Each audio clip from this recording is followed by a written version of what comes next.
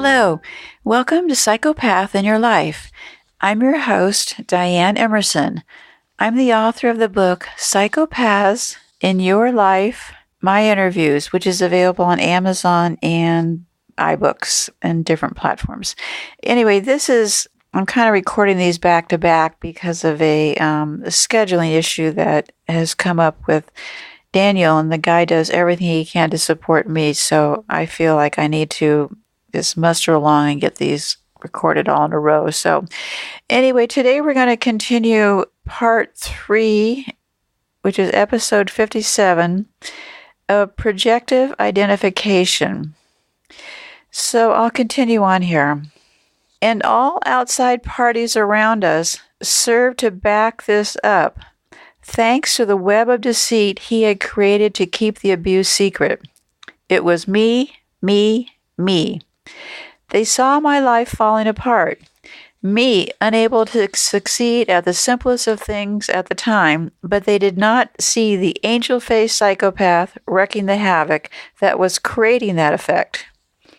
Throughout the entire experience with the psychopath, his mother played a major role in manipulating my perceptions in tandem with the psychopath. Until I spoke with my friend in the other state, I had no other perspective. I now know that abusers do this. It's how they mask what they are really doing behind the scenes, allowing them to get away with the abuse by discrediting in advance, via appearances, anything their victims might say in protest or do in seeking help from the outside. The impenetrable wall of enforced secrecy. Psychopaths are complete pros at it. But the experience of having lived through it was so completely horrific. I was compelled into a self-protective denial to safeguard my sanity. He came back before I had ever fully mentally or emotionally healed. While my sense of self and my self-esteem were still battered, my longing for the pain of the loss of myself and outright rejection of my humanity to be alleviated made what he offered was a relief. In other words, not looking within herself kind of made him coming back a relief, because looking back is, as we all know, extremely painful. So I'll continue on here. My perspective would suddenly change entirely. Looking back, I can say that resuming the relationship always felt like a major accomplishment, like my love and efforts had not been in vain, that we had made it through the rough part and the future was ahead. He would keep his promises and we would grow stronger from having been through so much. We would build that life together and have that happy ending, and I could enforce my own denial of the experience of his abuse. Shed the shame of having been the cause of that torture through my own defectiveness and the humiliation of my own helpless reactions to the torture through his acceptance of me. I believed in him again and wholeheartedly. I moved in, unpacked, started my job search, and within 2 weeks had landed a job with a major company. The environment was empowering. The more my independence, contentment, and success began to show, the more insecure the psychopath got. The undermining started to happen again, although I didn't recognize it for what it was at the time. The game playing kicked in. The psychopath started flirting with women, staying out later at night, spending more time with his own friends instead of on mutual activities, and because I was now able to do the same, he began to escalate his behavior. I guess in an attempt to control what he perceived to be his dwindling control over me. He hooked up with some really seedy people to hang around. In particular, a woman who is a bookkeeper for his boss. She was also embezzling funds. And he would talk about her to me endlessly. He later said he was trying to make me jealous. He pushed it all too far one night. After weeks and weeks of ambient abuse, let me know how he was spending the evening with her and some other sorts of interferences. He had ignored my repeated requests that he discontinued talking about her all the time and spending most of his time with her, and I guess my anger had been building up. I had been trying to be an adult about that childishness without realizing the effect that disrespect was having on my well-being. I was considering that it was time to put an end to the relationship, and unfortunately, before I could do that, I just lost it finally and reacted the night he spent with her alone. I went out with a male friend from work, and I did not return home until the next morning. I am not proud of my reaction. It was not characteristic of me at all, but I understand how it happened. He was still asleep when I came in. I woke him up and I told him where I had been. He was enraged, livid, scary. I asked if there was any hope of us going to counseling in order to work through this. He screamed at me, went downstairs and grabbed a knife, pulled out one of my paintings off the wall, and he slashed the painting into ribbons, then turned to me and told me to get out. I moved out. I attempted for several weeks to see if he was willing to work through things. I felt extremely guilty and ashamed of my behavior. It was perfect. I was the bad guy, so his emotional manipulations and game playing leading up to the incident never had to come into question. He refused to speak to me for over a month, and I finally gave up. I started to date. I got a massive promotion at work and was capitulated into a high-profile, highly paid, and very prestigious position. All of a sudden, I found myself on a fast track up, and it only kept getting better and better. I had begun building the life that I wanted for myself, no longer considering the psychopath in any of my choices. He started to call. He'd seen me around town. He knew what was going on in my career. He also knew I'd been dating. He told me he wanted to work things out, and I think I agreed to meet with him to talk at some point. Before that could even happen, he let himself into my apartment with his key. I'd forgotten he even had a key to my apartment. He did it early on a Saturday morning when my then boyfriend of 4 months had spent the night with me. The psychopath raged at me, making a big scene, scaring the heck out of me. I got my key back and got him to leave, and I realized that I no longer wanted to ever work things out with the psychopath anymore. That was also the end of the relationship with my current boyfriend. Within this several months away from the psychopath, I had begun to reframe my entire experience with him, up to that point, including the abuse of the first year together, and I had acknowledged that the abuse had been very real, and the extent of it had been severe. I was horrified that I had been treated that way by him, and I had accepted that it had not been my fault. I had not caused my abuse at his hands. He was to blame for that.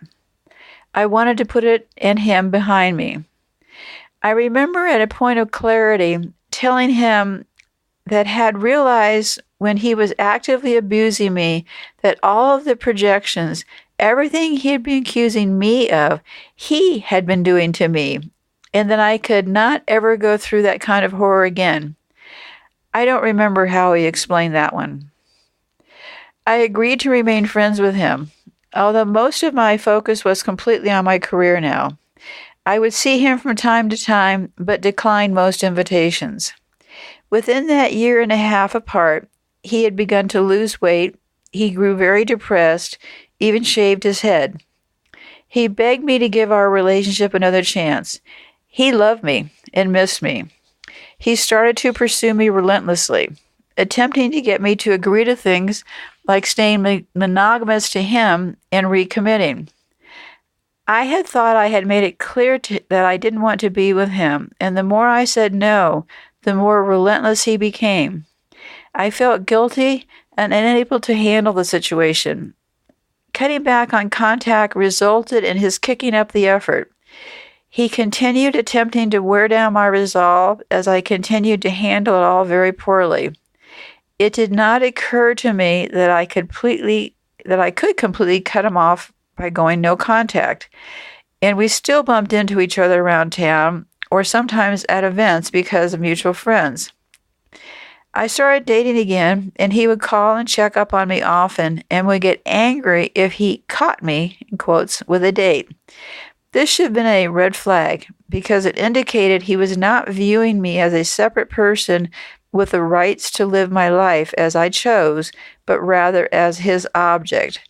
I was still his until he decided to discard me like useless trash. He seemed to believe he had the right to expect monogamy and commitment from me, even though I was no longer with him simply because he wanted me back. He viewed the dating I did at this time as having cheated on him. I was to discover this years later. But he was so persistent that my resolve broke down. I started to think, wow, he really must have loved me all along to go through all of this, and maybe I did make a mistake, and I'm not being fair. I started to believe people really could change. So by the 6th month of being out, I agreed to consider taking him back and working things out if he would agree to a year of therapy and to cut down on his drinking. He actually did both things. He also became very charming and supportive once again. This time because he had been on good behavior for such a long period of time after this year and a half, and I was now truly enjoying his company, and we'd had a lot of good times together, on my dime, of course. I believed him when he said his behavior in the past had just been immaturity and that he loved me and would never treat me that way ever again, that he had grown up and he knew he wanted a future with me. I believed I was strong enough to never accept abuse again, a very damaging concept that had been fed to me by his mother. She adopted damaging because it promoted the belief still that I was somehow responsible for his manipulation and abuse of me because I was defective, because I was not strong enough to prevent it. And even more dangerous because it provided a false sense of the ability to retain control of my life around a man who could never be trusted, not to manipulate me to meet his own ends or destroy me on a whim.